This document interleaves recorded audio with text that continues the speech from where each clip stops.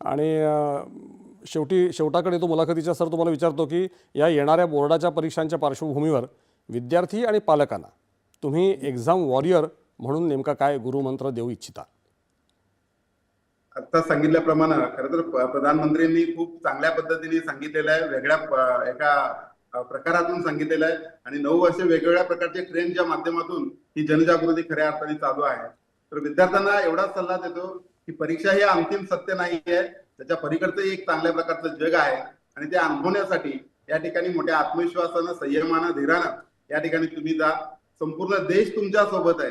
प्रधानमंत्री स्वतः आहेत, सर्व शिक्षण प्रणाली, शिक्षणाचे संस्थाचालक असतील, प्राध्यापक आहेत, प्राचार्य आहेत, त्याचबरोबर तुमचे पालक तुमच्या सोबत आहेत आणि त्यामुळं nothing is impossible in this world हा जो काही मंत्र आहे तो या ठिकाणी अंगीकारायचा आहे आणि एका योद्ध्याप्रमाणे मी यशस्वी होणारच या आत्मविश्वासानं विद्यार्थ्यांनी या येणाऱ्या काळातल्या परीक्षेला बाहेर पडायचं आहे. निश्चित त्या ठिकाणी तुम्हाला यश मिळणार आहे. अपेक्षांचं ओझं त्या ठिकाणी तुम्ही दूर करा.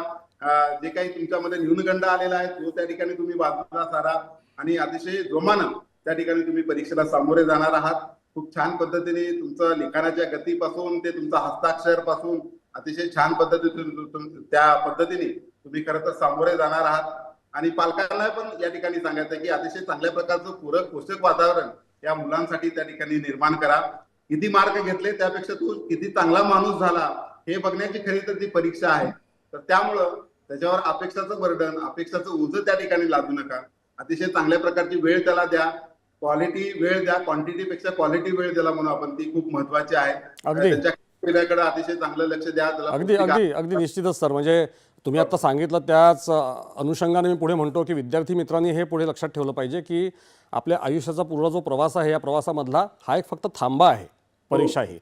त्यामुळे हा थांबा असल्यामुळे त्याच्यात जर तुम्हाला यश आलं, अपयश आलं तर त्याकडे त्याचा विचार करत बसू नका. तेवढ्यापुरतीच ठेवा. त्याच्यावरनं काहीतरी एखादा टोकाचा निर्णय घेऊ नका. तुमच्यातले स्वतःचे गुण ओळखायला शिका, नाही का? विद्यार्थी मित्रांनी हे लक्षात ठेवलं पाहिजे. आणि परीक्षा हे स्वतःचं आत्मपरीक्षण करण्यासाठी किंवा आपण नेमके काय आहोत, आपल्याला नेमक्या कुठल्या संधी उपलब्ध आहेत हे ओळखण्यासाठी परीक्षा हे एक चांगला मार्ग आहे. आपल्या संत तुकाराम महाराजांनी सांगितलेलंच आहे की तुझं आहे तुझं पाशी, मात्र तू जागा चुकलासी. तुझ्यातलं काय हे ओळखायला शिक, तर तू चांगल्या पद्धतीने प्रगती करू शकशील. मेहनतसुद्धा त्याच्याबरोबर आवश्यक आहे. उद्यमेन हि सिद्ध्यंती कार्याणि न मनोरथैः. एखादा नुसतं मनोरथ करून चालत नाही, तर मनामध्ये एखादा विचार आल्यानंतर त्या विचाराची परिपूर्तता करण्यासाठी, त्या संकल्पसिद्धीसाठी खूप मेहनतसुद्धा घेतली पाहिजे आणि विद्यार्थ्यांनी सुद्धा हा कानमंत्र लक्षात ठेवायला पाहिजे.